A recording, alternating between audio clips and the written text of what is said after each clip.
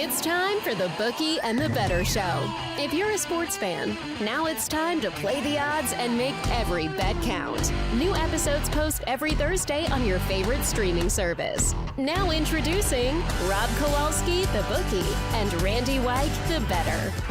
Welcome back to our show. It's the Bookie and Bettor. Glad you're back to join us again. I'm your host, Robert Kowalski, joined by my colleague always, Randy White. Hey, Rob. Very special guest. So happy to also announce today, Nevada broadcaster Len Stevens. Welcome back to our show, now in YouTube fashion. I know, this is pretty cool. You guys are moving on up to the big time, boy. I'll tell you what, I was expecting even a limo to come and pick me up. Everything went so good. So this is really exciting. I know it's exciting for you guys, and thank you for having me. I really appreciate it. Of course. You know, Len, obviously, to have you here, even for the short segment that we have, very, very grateful for your insight, your knowledge, your expertise, and of course, most importantly, your time. You're a very busy man, and we're very grateful to have you here today to talk about all things college basketball, especially with the weekend that we have coming up. Surprise, I'm surprised. You know, before we get to this week's games, obviously, you know, we know who the participants are in the Final Four. And even in the ladies' Final Four later this evening. I want to talk a little bit about what's happened in the last 7 to 10 days with the Ncaa basketball transfer portal. Lots, and I mean a record number of student athletes have decided we're going to go and explore for better pastures, whether it's here in the Mountain West or whether it's anywhere in this country. They're being tracked, and we're knowing right now who's committed, who's signed, who's undecided, and there's an awful lot of movement. But Len, nothing's happening in the Mountain West. Sure, we can't compete with Power 5. However, there's got to be some kind of movement happening, at least locally inside the conference. Yes, how do you see this playing out over the next 2 more weeks? Well, I think you'll start to see movement. Here's what's happening right now. So you've got this one group already that has decided to enter the portal, and a lot of those kids will start to find out they're not as good as they think they are, you know. And so what'll happen is everybody's sort of waiting right now. You know, everybody thinks they're going to go to the Southeast Conference, they're going to go to the Big Ten, or they're going to go to the Big 12, and they're going to get, you know, $500,000, and they're going to be able to play in those schools right away. So what'll happen is reality will start to set in, and people will start getting in their places where they're supposed to be, and that's what'll happen over the next 2 to 3 to 4 weeks. Now, talking about this portal, I'm very upset about the way it's run, is because we still have games going on, and there should be no portal right now. There should be no discussion about transfers or anything right now. The only discussion, in my opinion, should be about these games. But if I'm in the Mountain West, I'm not worried right now because it will level out. Things are going to level out. It's just a matter of the kids that are transferring from the bigger schools think that all they have to do is go somewhere else where they need a guy, and they're going to go in and they're going to get their $250,000 and they're going to play. So it's like everything else in recruiting.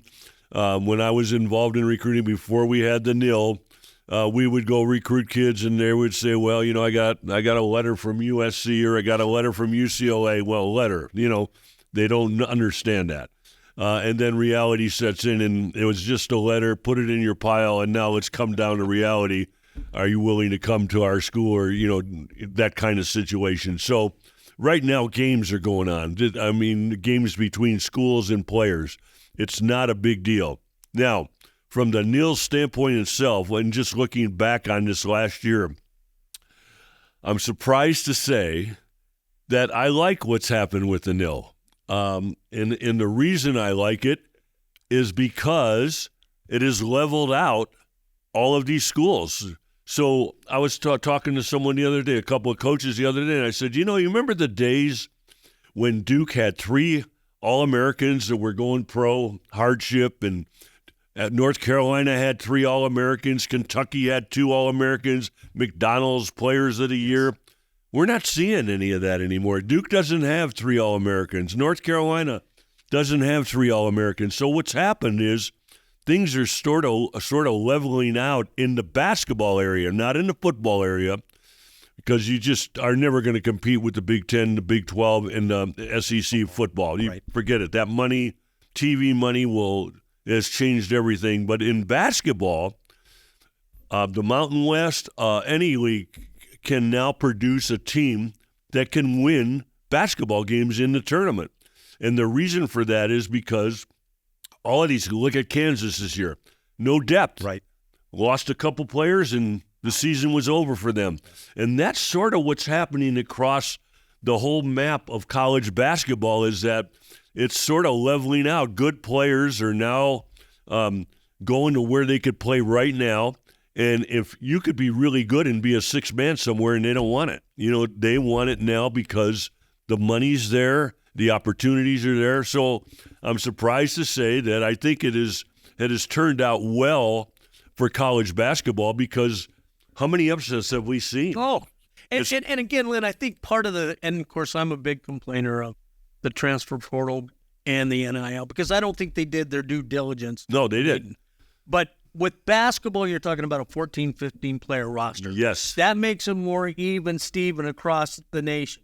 Football, you're talking an 80-man roster that gets out of control. Exactly. And with the 12-man roster, Nevada can compete against almost all teams to get a player for nil money. They can do that. They have had great support here. San Diego State, is going to have great support. UNLV, look out, baby. New UNLV is back to where they were. Now all it takes is money. They got it. They've got more money just walking down the hall of one casino. So what you're going to see, though, is you're going to see a leveling out. You're going to see great basketball, but you're also going to see upset after upset, or they probably won't be called upsets anymore, because here's the deal. When you only have 5 or 6 players on your roster, you lose a guy here or there, that causes a problem. But the other thing is every team has flaws now. If you're not hitting 3-point shots in one night, you're going to lose a basketball game. It's interesting to see that 3 out of the 4 teams, and really you could probably classify all 4, have a big man in the Final Four. There's still room for the big man. So when you look at that, everybody's gone small and they want to shoot all the threes, but it's sort of ironic, I think, that we're seeing, 6'10s and 7-footers all playing in the Final Four. And not only that, Len, but significantly contributing to the success of the program. Randy, we talked obviously for weeks. For those of you that are listening here on our podcast, whether it's on Spotify or on Apple Podcasts, thank you again.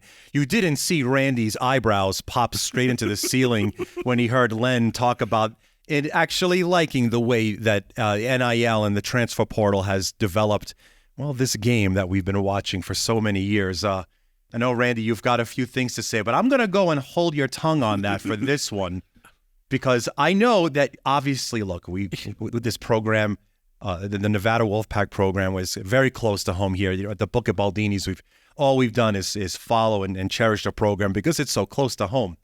Steve Alford returning, of course.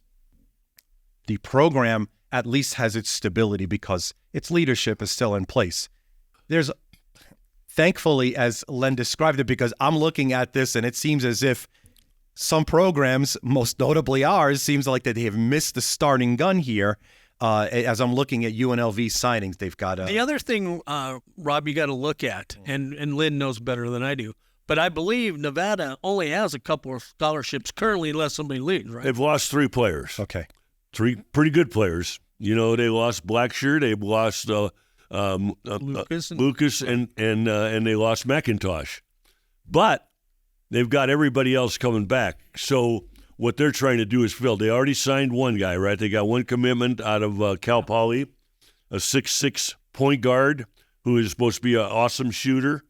They're trying to fill a couple holes, but they're not like, if I look at San Diego State and they lost Jaden Ledee, and they lost a couple of their guards. Yeah, they've lost a lot. And when you look at Colorado State, they've lost a lot. UNLV hasn't lost a lot. UNLV is pretty much solid, and they're going to add to that. And I think Air Force lost the whole team. Air Force lost one of the best players in the conference. Yes. And I'm wondering how many teams in the conference are trying to get him. But the point is that Nevada is not in a position where they have to panic yet, because what their needs are, there's a lot of it out there. And so I think that they're going to be able to get themselves – first of all, I love Rollison. I think he is going to be an exciting point guard. He's different than we're used to. This is a guy that can get the jet going up and down the floor. He plays with unbelievable maturity as a freshman. He can shoot the ball. He's a really good shooter, and he's a true point guard. He gets people involved. So I'm not worried about that position. I think the biggest thing I worry about is they've got to go out and get themselves a shooter, and I really believe if they could get another big man that dominates the paint, that is not offensively but defensively can block, just so Davidson can play the 4 all the time, that makes them so much better. Coleman, I think, is going to have an awesome year. We saw what he did this year. He'll be more of a focal point. He shot the heck out of the ball at the end of the season. So if Daniel Foster comes back, he hasn't decided yet. That's a pretty good nucleus right there. That's a pretty good nucleus. Obviously, the key is keeping Davidson and Coleman here. Yeah. Now, I seen there was a report yesterday that I think Nevada Sportsnet put out. So, 100,000 for all intents and purposes is what those two guys are worth, as well as the kid from Cal Poly. Yeah. NIL money. Right. I don't know if those Davidson and Coleman can get 200 or 250 from a Big Five. Obviously, both of those could play for almost anybody they wanted to. So hopefully we don't lose that. Yeah, I don't think they're $200,000, go afters. They're really good players, and they're going to get better. But with Davidson, I'm going to say that his dad played for me at Nevada, and Davidson loves it here. Believe this now. Here's this young man. He redshirted his first year, played his freshman. Now he played his second and third year. This is his third year. He's graduating from college this year, 3 years. How about that? He's graduating. So I think those guys are pretty solid. Coleman, I think, is pretty solid. He's been here 4 years now, 5 years now. And those, I just can't see. You mentioned a great word, stability. Think about this, too. Who has left in 5 years? Who has left Coach Alford's staff? None of them. Nobody. No. Yeah. Think about that. Exactly. I mean, there is a cult there. There is a culture there. There is a different vibe with what Coach Alford does and what his staff does and how well they all meld together. And when you have that, I think it's a lot harder sometimes to leave. Say someone's going to offer Davidson $150,000 and the school's going to give him $100,000. Is he going to leave? Just right. Pick up everything. I get it. Make all those changes. But again, I just want to ask this question. Yeah. Back in our day, wasn't a 4-year scholarship getting paid? I'm just asking that question. Look, I'm just over here getting warmed up. We're going to be talking about the value of a player. Back in our day. A long time, Randy. Listen to this. Back in our day, we also paid 17 cents a gallon. So, we can't go back. You can't ever go back. Once those wheels have turned. Now, the one thing I need to say along with this portal and with this the NIL is that we still, and I've said this on our other shows here, I still believe that football is going to break away from the NCAA. But if all of these conferences are smart and they understand that the big ticket is basketball, then they will get on top of it. You said it earlier. Almost every school, if you're Division I, should be able to find $1 million. It sounds like a lot anymore. It's not a lot of money anymore. It's not. No one even would play Major League Baseball for $1 million anymore. So, but Len, I know the NCAA meets in June, right? Yeah. Do you see any changes? I mean, obviously, like you say, you can't go back. Do you see any changes that they might incorporate to try to, I don't know. I'm worried about the kids now getting money and doing illegal things because they got a little taste of it, illegal bookmakers. Yep. But there's no doubt. I mean, that's the nature of the beast that we're going to have to put up. There's going to be bad things come out of this. There's no doubt. I mean, in my mind, this never should have happened, but it's here.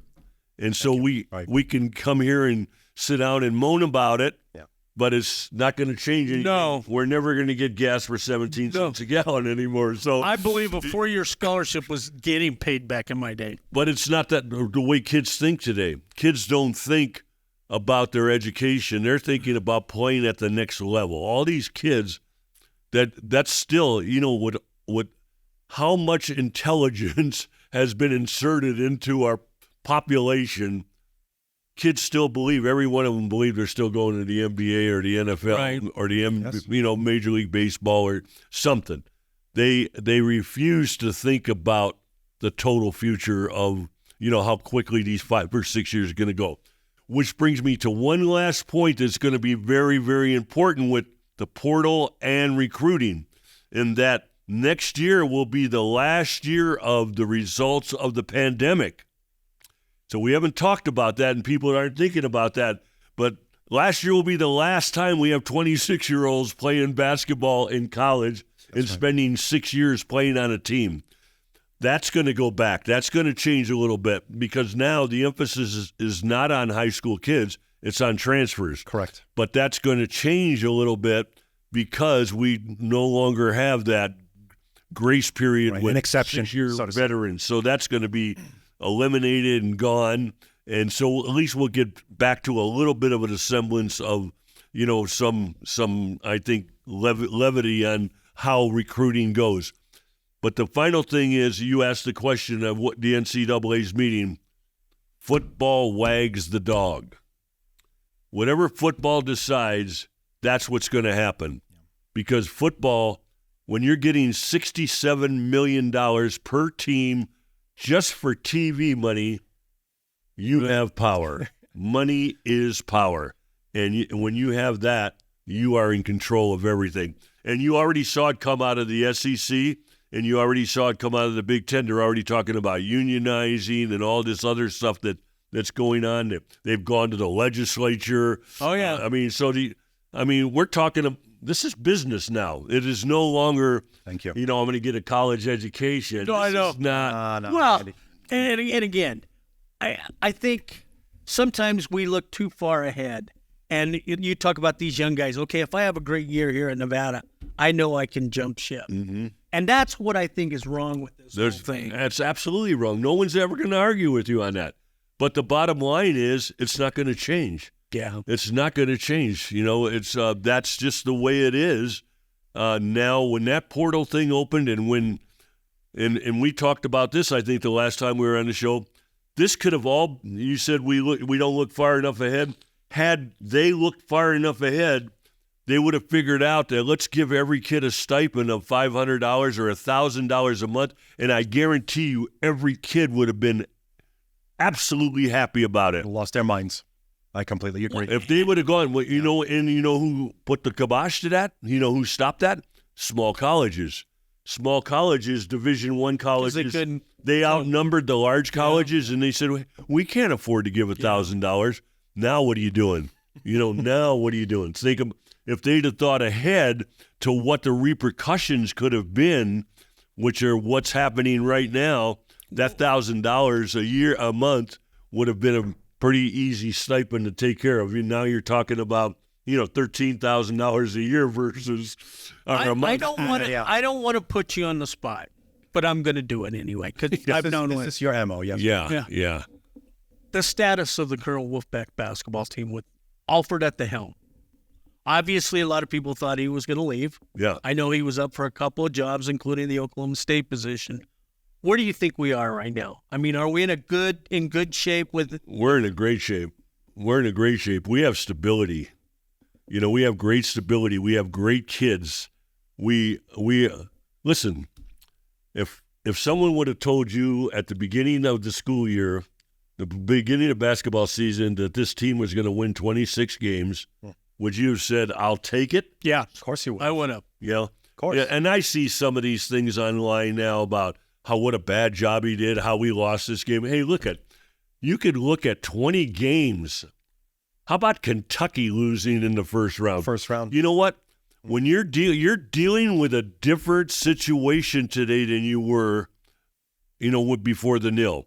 And I alluded to it already, and that is that every team has flaws. And those poor, unfortunately, that's 7 minutes. I mean, how many times is a team going to hit 8 straight shots? Dayton hit 8 straight shots. We made 2 turnovers and a couple of bad decisions. And, this happens now. This has become a norm. Always. This happens to a lot of teams because you're not dealing with 3 All-Americans on your team anymore.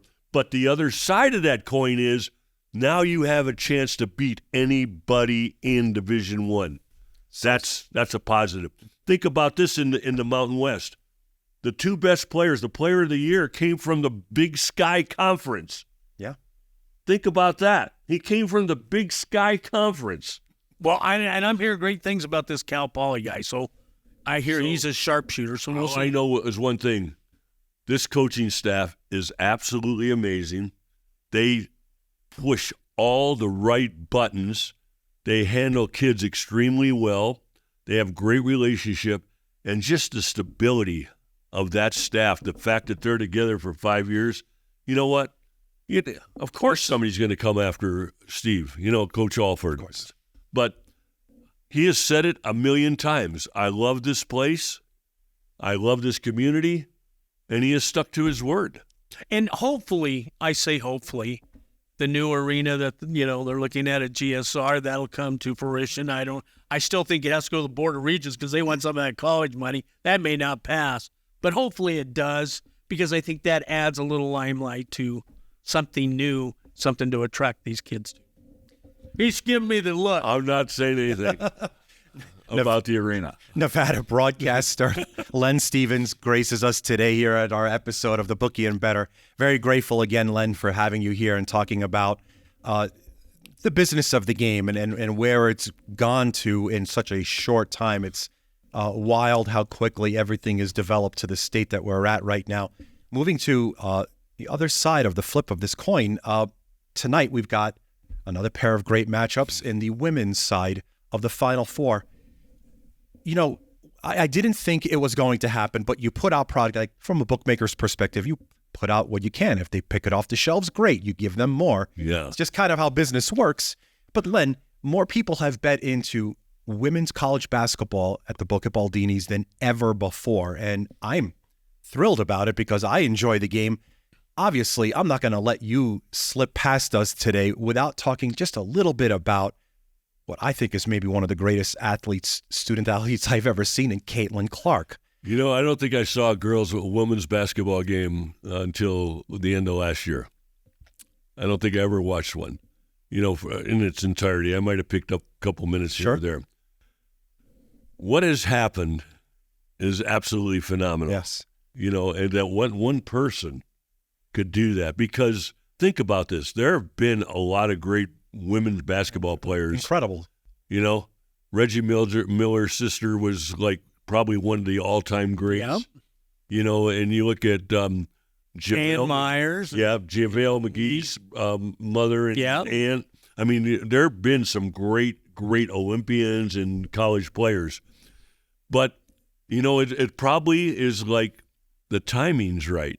And the acceptance is been absolute. I mean, $200 for $2,000 for $2,000 for a ticket to get into a women's basketball game. Yep.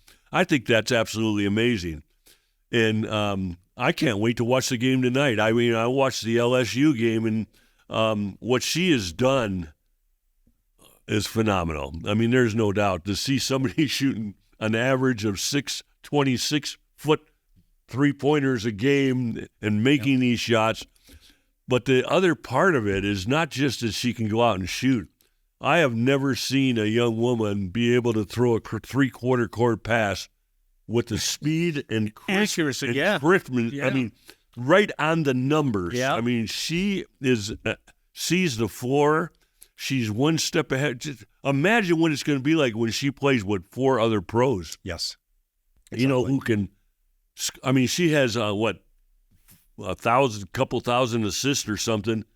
When she plays with, like, people who are 40% shooter, three-point shooters, and big girls in the post that score at 55%, she's going to get 20 assists a game. I mean – Anything is I completely agree. I think anything is possible. Yeah. And, Rob, I just seen a stat. Since January 1, they said 350,000 to 400,000 young girls 15 and under have now taken the love of basketball. And I'm here for it. I'm here completely for all of it. It's fantastic. Think about this. Now, this TV, so I just heard yesterday. So this game with LSU had they peaked at 13 million viewers. There was only one Major League Baseball game all year, the whole year, including playoffs, everything, that hit that number. Yep. One Major League Baseball game. Not only that, Len, but there was only one NBA game that reached that number, and it was Game 5, the game clincher for the Denver Nuggets last year. That's right. It's just an insane, great turn of events. I'm thrilled. I hope Caitlin Clark gets everything times 10 that she deserves, because she's changed the face of this sport, and I want to see this grow even more. And like he says, tonight's game, remember, you got a great player on that other side. Right. No, UConn's a really great program. Paige Beckers might be right there with her. I completely How agree. unfortunate that it's a Friday night, 9:30 on the East Coast. It's too late. Turn out the lights, the party's over. Len, I really thought that I was going to get past an episode without that song being played. And he brought it up. He did it again. You can't stop yourself. Mine is turn out the lights and eat the bulbs. That's it. Len, let's move on to Saturday night's games. Yes. Alabama and Connecticut, NC State and Purdue. Right now we've installed we opened up Connecticut as an 11.5-point favorite. It's kind of moved up and down from there, but clearly a double-digit favorite over the best program in the SEC in Alabama, one of the highest scoring programs in all of college basketball in Alabama, and yet Connecticut 11.5, the total 160. NC State and Purdue on the other side. Purdue also almost a double digit. I really didn't want to go that high, at least from a bookmaker's perspective. So glad I stayed at 9. I saw some 9.5s, but everyone's back down to 9. The total significantly lower, 146 there with NC State and Purdue. Let's start first with NC State and Purdue, Len. We've got obviously a matchup here where NC State 2-7 to end their season. At one point, I thought that if I was going to put them up to win the title after their 2-7 mark, and I knew they still had to play in their tournament, I put them in at 500 to 1. 500 to 1 was the price that we actually offered in March, right? So 4 weeks later, they're a Final Four program. Yeah. Do we see any kind of way that this magic pixie dust stays on them with the break that NC State's had against Purdue? Yeah, I unfortunately I do. I'm a little bit. I like Purdue. I would like to see them, move forward. But Purdue is one of those teams that has some flaws. Now they have a major non-flaw. Yeah, Zach Edey, who is absolutely. He's just been a great competitor and he's done everything he's asked. The problem is the 4 guys around him, and there are days when those 4 guys around him look like really big-time basketball players, but there are also days when they look like they can't get out of their own way. They make bad passing decisions. They don't make shots for long periods of time, and even defensively, they don't compete at the level that you need to compete at all the time to win. Now that's I'm not trying to disparage what they do, because I want them to win, and I think they're capable. They have enough pieces to beat North Carolina State. But the other part of it is North Carolina State has everything to gain. They're playing with house money. I mean, they have everything to gain and nothing to lose. No matter what happens to them tonight, they're going to be recognized as a Cinderella, as somebody that did an amazing thing. 5 straight tournament games they won, to do that. So they have nothing to lose in this game. They have everything to gain. Just go out there and let it fly. Get out there and get after it. Do what we've been doing type of thing, Sure. I'm going to pick Purdue to win because I just feel like Edey is on a mission. You can see it in his eyes. You can see it in his performance. I've seen almost every one of his games. And I just love the way he plays. His disposition,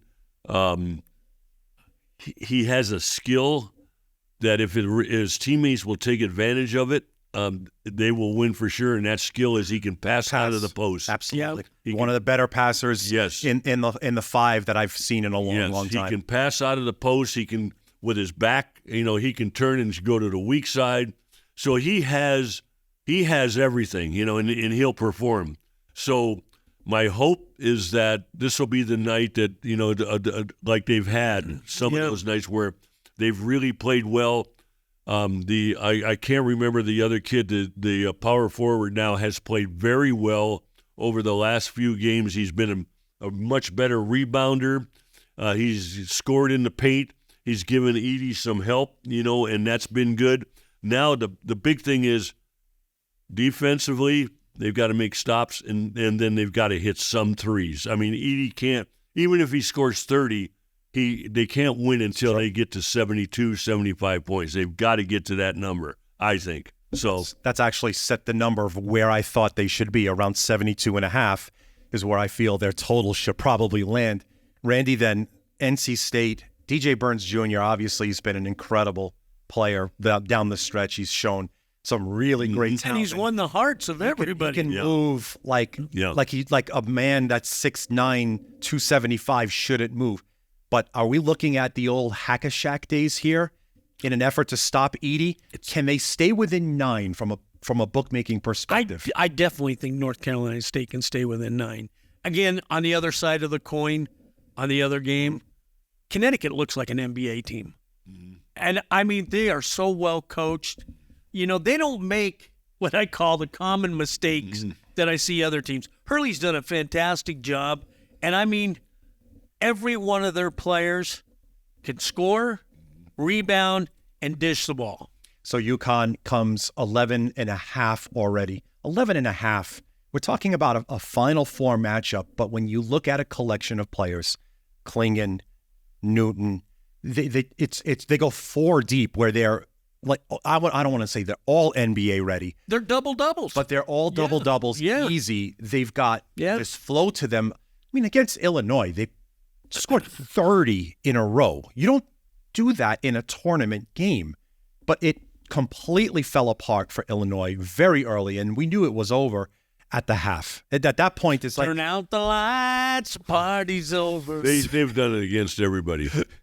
And even if Purdue wins, I mean, Purdue is not beating UConn. No one's beating UConn. No one is beating UConn. You hit it right on the head. They have, of all the teams in college basketball, they have almost no flaws. Every kid in their position fills out their position at the expertise level.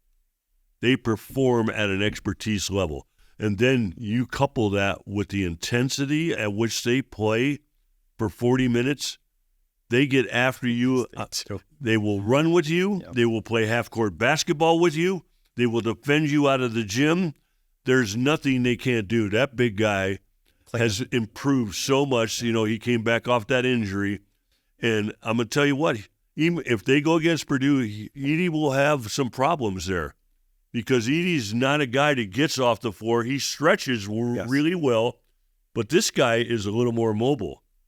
He doesn't have to play body to body on Edey. He could play a step off and still get to him. Is he related to Spock Klingon? Hey, and there's one other thing you gotta remember. Connecticut's been there.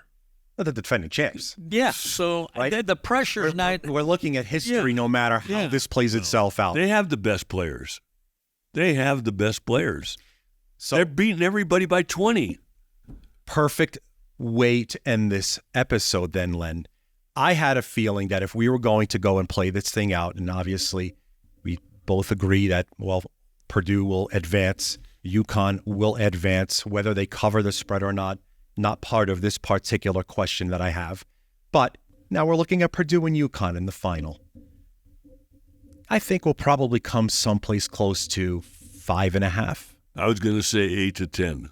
So there we go. And now we have a position for you, Len. They cover. Randy, do they cover 5.5? Yes. And again, what you just said a minute ago is what they're going to do. They're going to hack a Shack, the big cat, Edie, and they're going to rely to see if these other guys, like Len mentioned from Purdue, can carry it through. Len, and the way Len broke it down on very, very distinctly is they just simply don't match up with what UConn is going to put out. The program is built to win championships. Deep as any program I've seen in many, many years. They have exactly what it takes. Now it's just a matter of execution. Kind of like we execute here every single week. Len, thank you so much for joining us today. It's really a pleasure and honor to have you on. Anytime. And you know, and I said this on our radio shows too, this man is a class act. Not only does he know the game, he's a class act. Thank you so much, Len, for joining us today. A scholarship back in my day, that was getting paid. If you like what you hear today, once again, please like and subscribe us. Thank you so much for joining us. For Randy Wyke, I'm your host, Robert Kowalski. Thanks so much. See you again next time. Thank you for listening to the Bookie and the Bettor Show. New episodes post every Thursday on your favorite streaming service.